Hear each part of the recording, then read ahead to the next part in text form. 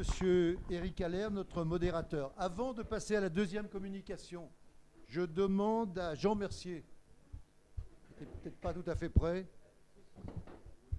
maintenant que vous êtes tous là, à nous présenter le procès-verbal de la séance précédente. C'est toujours Jean Mercier, c'est jamais Michel Germain qui présente le procès. Ça viendra. Bon.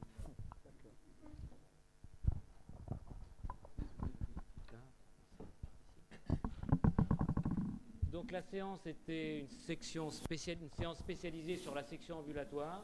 Les modérateurs étaient Corinne Vons et Jean-Pierre Triboulet. Donc séance très intéressante. Et la première intervention était urologie et chirurgie ambulatoire de l'unité de chirurgie ambulatoire à l'organisation régionale. Donc par Gilles Cuvelier de Quimper. Et les différents intervenants à la discussion étaient donc messieurs Bocan-Gibaud, Gérald, de Saint-Julien, Dubois et Beaulieu. Deuxième intervention, l'hôpital de la Pitié-Salpêtrière, donc Blandine Ruin du service de chirurgie maxillofaciale, sur son expérience dans la chirurgie ambulatoire avec l'hospitalisation de journée.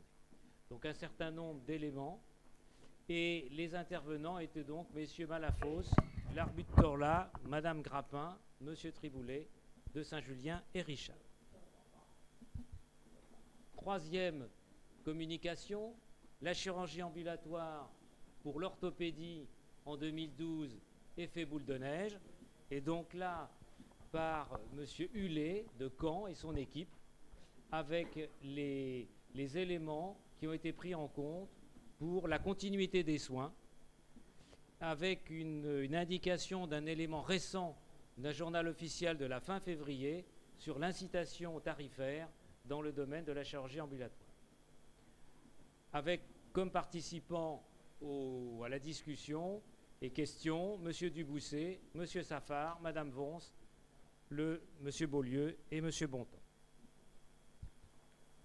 Quatrième communication, chirurgie gynécologique ambulatoire avec les indications et les résultats d'une enquête nationale qui avait été présentée par Émile Daraille. Et là, on a vu un certain nombre d'interventions qui peuvent être effectuées et c'est un secteur qui est en plein développement. Avec comme participants M. Chapuis, Richard, de Saint-Julien, Launois et Beaulieu. Communication supplémentaire courte par Bernard Cron sur la chirurgie ambulatoire, le point de vue du chirurgien libéral viscéral, avec des éléments de la réflexion de son exercice professionnel. Sixième communication, donc la séance avait été longue, sur l'hyperparathyroïdie et la chirurgie ambulatoire par Philippe Bonichon, et il nous a livré son expérience de cette chirurgie endocrinologique avec la particularité de la nécessité de disposer d'un laboratoire fiable pour le dosage hormonal, avec comme intervention messieurs Gérald, Labute Torla, Chapuis, Vert, Triboulet et Beaulieu. Je vous remercie.